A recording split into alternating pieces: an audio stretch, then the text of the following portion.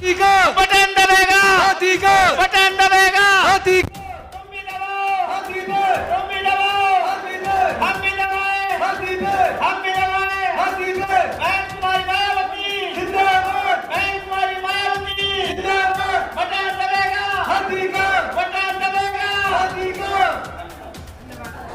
बोलना। और मैं यही कहूँगा कि अब जनता जाग चुकी है और बहन मायावती जी के बारे में सब सोच रहे हैं कि हमने तीनों पार्टियों को देख लिया, ये झूठ बोलते हैं, गुमराह करते हैं, लेकिन बहन मायावती जी सत्य बोलती हैं और जो कहती हैं वो करती हैं। हमने देखी उनका रोड शो, हमने देखा जो बड़े बड़े मंत्री लोग आए हुए थे, उनकी रोड शो में 50 से 100 लोग यहाँ मौजूद थे जब हम रास्ते में से आ रहे थे। लेकिन देवेंद्र भैया का अगर आप जनसंपर्क का जो मेहनत है वो देखेंगे तो यहाँ किसी एक विशेष समाज की भीड़ आप नहीं पाएंगे। यहाँ सर्वजन समाज की किसी भी धर्म की किसी और उन्होंने हमें आश्वासन दिया है कि हम 3-4 तारीख में निर्णय करेंगे, अगर आप में दम हुआ तो हम आपकी तरफ निश्चित आएंगे। तो मैं उनको ये भरोसा दिलाना चाहता हूँ कि पूरी ओबीसी समाज, SC/ST समाज हमारी तरफ है। हैं जो अभी तक नहीं कर पाए दिल्ली में। सबसे पहले मैं आप लोगों को धन्यवाद देता हूं और करावल नगर विधानसभा क्षेत्र से जो बहुजन समाज पार्टी के प्रत्याशी हैं भाई देवेंद्र कुमार जी, उनके समर्थन में आज आपने रैली को देखा है। बोलना। और मैं यही कहूँगा कि अब जनता जाग चुकी है और बहन मायावती जी के बारे में सब सोच रहे हैं कि हमने तीनों पार्टियों को देख लिया, ये झूठ बोलते हैं, गुमराह करते हैं, लेकिन बहन मायावती जी सत्य बोलती हैं और जो कहती हैं वो करती हैं और संविधान के मुताबिक चलती हैं। ना वो द्वेष की बातें करती हैं, ना नफरत की बातें करती हैं, बल्कि वो भाईचारा की बात करती हैं। जनता में ये बात पैदा हो रही है कि बहुजन समाज पार्टी ही सब लोगों को साथ लेकर के चलने वाली है। ये तीनों पार्टियां आपस में लड़ाई झगड़े करा करके, लोगों को बांट करके, उनका वोट ले करके और 5 साल तक ये भ्रष्टाचार की राजनीति करते हैं। इसलिए जनता इस बार इनको जवाब देगी और मुंह तोड़ जवाब देगी और करावल नगर से भाई देवेंद्र जी को भारी मतों से जिताएगी। अंदर से एक बात निकल कर आ रही है कि पिछले कई दशकों से बहुजन समाज पार्टी की दिल्ली प्रदेश की टीम कोई करिश्मा नहीं कर पा रही थी, तो उसके मद्देनजर बड़े फेरबदल किए गए हैं, क्या सही है? देखिए, केंद्र में भारतीय जनता पार्टी की सरकार है, लेकिन दिल्ली में 27 साल से वो बाहर है, कांग्रेस 12 साल से बाहर है, हम भी बाहर हैं सत्ता के, लेकिन जो प्रकृति का नियम है, जो चढ़ता है वो गिरता है, जो गिरता है वो उठता है। तो अब इन तीनों के गिरने का नंबर आ गया है और बहुजन समाज पार्टी को उठने का नंबर आ गया है। सवाल ये था कि बड़े फेरबदल किए गए हैं, जैसे नितिन जी नया चेहरा है, बिल्कुल इनको एक बड़ी जिम्मेदारी दी गई है, भाई साहब साथ में खड़े, बड़ी जिम्मेदारी दी गई है। अकेले ये 4 ही नहीं है जी, पूरा दिल्ली में। वही तो मैं जानना चाह रहा हूं दर्शकों के लिए। तो बहुत लोग हैं जी, अब के तूफान मचा देंगे। नितिन जी तूफान मचा रहे हैं इस बार आप? जी जी कह रहे हैं सर। बिल्कुल बिल्कुल। और तूफान की झलकी आपने इस सभा में देख ली होगी। मैं आपके चैनल के माध्यम से बताना चाहता हूँ कि ये किसी मुख्यमंत्री की सभा नहीं है, ये हमारे नौजवान साथी देवेंद्र भैया की सभा है।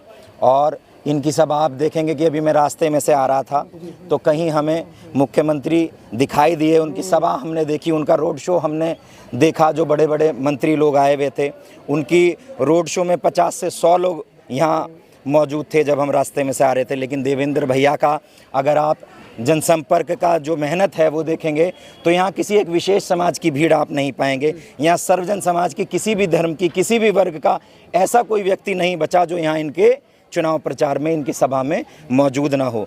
तो अगर आप देखेंगे 15% वोट जब दिल्ली प्रदेश में बहुजन समाज पार्टी का आया था तो भी हमारे एक समाज के साथी जीत करके गए थे।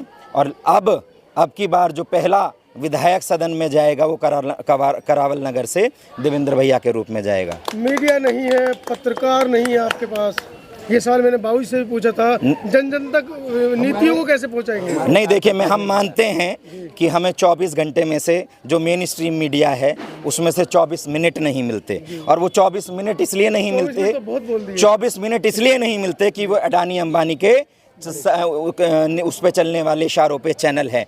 लेकिन अगर मेरे सामने आप कह रहे हैं पत्रकार नहीं है, तो आप पत्रकार बंधु इन बहुजन समाज की जो आवाज़ रखते हैं वो खड़े हैं, और ऐसे तमाम हज़ारों जो हमारे बहुजन समाज के अपने 10-10 हज़ार रुपये के मोबाइल लेके इनकी बहुजनों की घर घर तक आवाज़ पहुंचा रहे हैं, वो हमारे बीच में से ऐसे दसियों हज़ार चेहरे हैं, और उन्हीं के बलबूते पर नोटों वालों की सरकार इस बार जाएगी और वोटों वालों की सरकार इस बार आएगी। सोशल मीडिया की पावर को आप मतलब महसूस कर रहे हैं? सोशल मीडिया की पावर है, और सोशल मीडिया की पावर इतना महसूस कर रहे हैं कि पूरे दिल्ली में सब लोग देख रहे हैं कि अब की बार जुमलोवादों की सरकार नहीं होगी, अब की बार सरकार होगी तो गरीबों की, वंचितों की, बहुजन समाज पार्टी की सरकार होगी। गरीबों की समाज ला रहे हैं लक्ष्मण सिंह जी? जी बिल्कुल। कोई शक है आपको? नहीं, मुझे शक नहीं है। आपने कहा था आप शक करने की जरूरत नहीं है, खास तौर से आपने अभी देख भी लिया जी।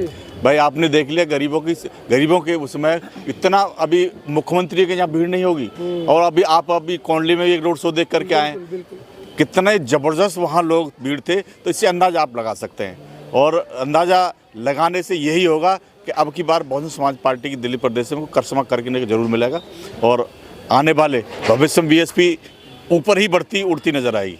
चलिए, 3 तारीख है, 5 तारीख को चुनाव होने हैं, और विजय की जो माला है अभी से पहना दी गई है आपको। जी, आपके साथ तो बड़े बड़े स्टार्स जुड़े हैं, और पूरी जनता का जो प्यार है वो दिख रहा था। जी बिल्कुल, सर्व जन का और सर्व समाज का हमको आशीर्वाद है, क्योंकि हमने किसी पर्टिकुलर जात से अपना जो है उनसे आश्वासन लेकर कि भाई जो आप सिर्फ एक ही जाति के पक्ष की बात करेंगे, ऐसा कुछ सब समाज की बात करती है। यही मैं बताना चाह रहा हूँ कि सभी समाज की बैठक होने के बाद में सभी समाज ने मिलकर हमें आशीर्वाद दिया है कि भाई हमें ऐसा जो विधायक एमएलए ना बने, सेवक बने, हमारे चरणों की तरफ रहे। मैं दूसरे प्रत्याशियों की बात बताऊं, वो एक दिन भी उन्होंने पैदल यात्रा नहीं की, डोर टू डोर नहीं गए, क्योंकि उसमें मेहनत लगती है।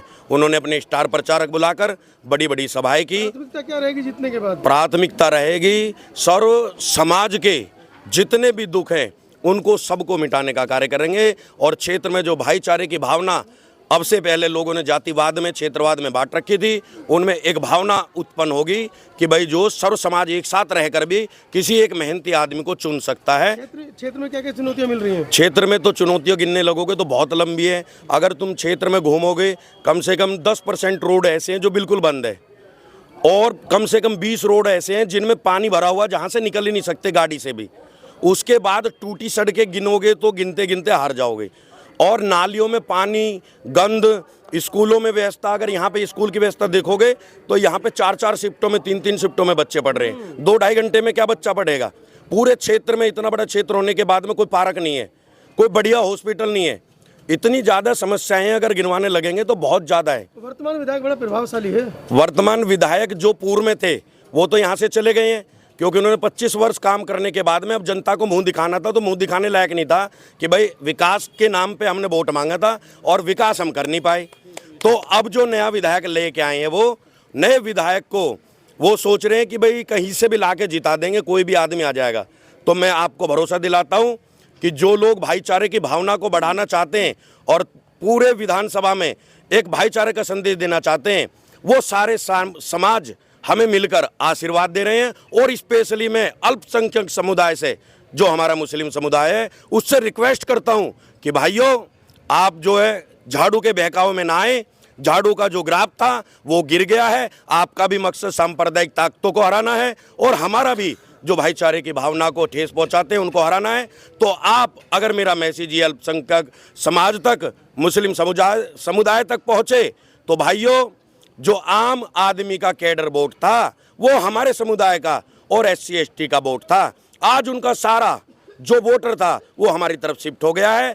आप उनकी तरफ जाकर बहकावे में ना आए, और गलती से कहीं अगर 10-15 हज़ार से वो हार गए, आप सोचते हो कि भाई उसको समर्थन दे देंगे, वो हमारा पक्ष रखती है। तो भाइयों, मैं उनको यकीन दिलाना चाहता हूँ कि मैं जो उनके विधायक वो आपके विधायक में खूबी देख रहे हैं, उससे डबल की मैं उनको गारंटी देता हूं कि उनके विकास का कार्य करने का और भाईचारे की भावना। और हम उनकी कॉलोनी में गए हैं, हमने उनके बड़े बुजुर्गों के एक एक व्यक्ति के पैर पकड़कर उनसे आशीर्वाद मांगा है। तो आज वो हमें आशा की दृष्टि से देख रहे हैं और उन्होंने हमें आश्वासन दिया है कि हम 3-4 तारीख में निर्णय करेंगे। अगर आप में दम हुआ तो हम आपकी तरफ निश्चित आएंगे। तो मैं उनको ये भरोसा दिलाना चाहता हूँ कि पूरी ओबीसी समाज, SC/ST समाज हमारी तरफ है, जो कि बहुत भारी संख्या में है, जिसको कम से कम अगर मान के चलो तो 1 लाख के आसपास है। अगर उसका वोटिंग डलता है तो 70,000 डलेगा।